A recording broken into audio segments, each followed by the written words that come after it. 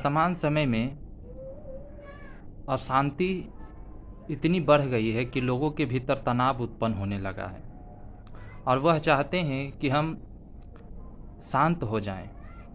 तो शांति की तलाश बाहर करने से कुछ नहीं होगा, क्योंकि जो वास्तविक शांति और आनंद है वो भीतर है, बाहर कुछ भी नहीं।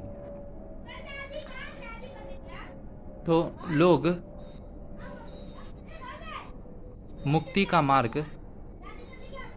की ओर बढ़ना चाहते हैं, वह मुक्त रहना चाहते हैं। तो वह कैसे रहेंगे?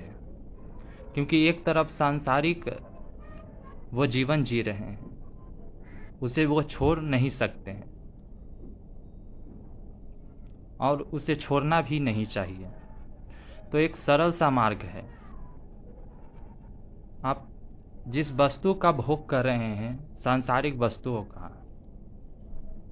उस पर से आप अपनी आसक्ति का त्याग कर दीजिए।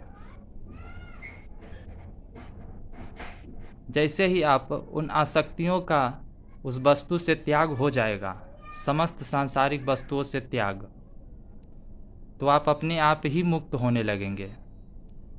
क्योंकि जितने भी सांसारिक वस्तु का जो भोग करने के लिए है, वह इस स्थूल शरीर के लिए है।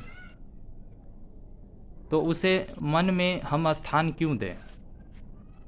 तो जब आप मन में स्थान उन वस्तुओं को, उन भोगों को नहीं देंगे, तो आप भीतर से रियलिटी में आप शांत और भीतर से आनंद महसूस करेंगे। अष्टावक्र राजा जनक के सभा में गए और राजा जनक को आत्मज्ञान कराएं और वह आत्मज्ञानी बन गए।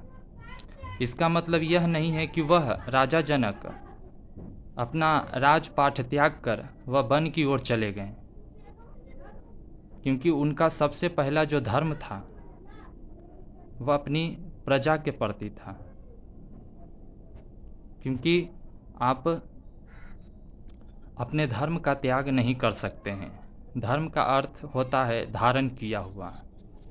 तो जब उन्हें आत्मज्ञान हो गया तो वह त्याग कर नहीं गए, बल्कि उन्होंने समस्त जितने भी सांसारिक वस्तुएं थी उस पर से आसक्ति का त्याग कर दिए। क्योंकि अब वो कहने लगे कि इस पर मेरा अधिकार नहीं है, बस जब तक यह शरीर है तभी तक। वह भीतर से वास्तविक शांति और आनंद को उपलब्ध हो गए, आत्मज्ञान को उपलब्ध हो गए।